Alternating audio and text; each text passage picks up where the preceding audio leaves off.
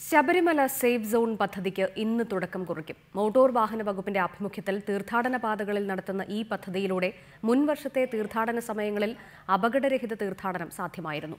ഈ വർഷം തീർത്ഥാടകർക്കായി mobile application സൗകര്യം ഉൾപ്പെടെ ഒരുക്കിയാണ് സേഫ് സോണിന് തുടക്കം കുറിക്കുന്നത്. മണ്ഡല മകരവിളക്ക് തീർത്ഥാടനത്തിനായി ശബരിമല നട ഇന്ന് തുറക്കുന്നതോടെയാണ് മോട്ടോർ വാഹന വകുപ്പിന്റെ അഭിമാന പദ്ധതിയായ സേഫ് സോൺ പ്രോജക്റ്റിനും തുടക്കമാകുന്നത്.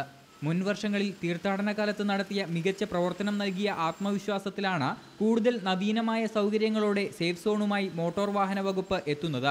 ശബരിമലയിലേക്ക് എത്തുന്ന തീർത്ഥാടകർക്കായി തത്വമസി എന്ന മൊബൈൽ ആപ്ലിക്കേഷനാണ് വകുപ്പ് ഇന്നു മുതൽ ഗൂഗിൾ പ്ലേ സ്റ്റോറിലൂടെ ലഭ്യമാക്കിയിരിക്കുന്നത്. ഇതിലൂടെ തീർത്ഥാടകർക്ക് പത്തനംതിട്ട മുതൽ പമ്പ വരെയുള്ള പാതകളിലെ വാഹനത്തിരക്ക്, വാഹനങ്ങൾ വഴിമാറ്റിവിടൽ, വിർച്വൽ ക്യൂവിന്റെ സ്ഥിതി എന്നിവ അറിയാനാകും. ഇതിനു പുറമെ തീർത്ഥാടക പാതകളിൽ 19 സ്ക്വാഡുകളുടെ സേവനവും വകുപ്പ് ഒരുക്കിയിട്ടുണ്ട്. സേഫ് സോൺ പാതയിൽ 24 മണിക്കൂറും ജാഗരൂകരായി മോട്ടോർ വാഹന വകുപ്പ് ഉദ്യോഗസ്ഥരുടെ നേതൃത്വത്തിൽ പട്രോളിംഗ് നടത്തിവരുന്നു.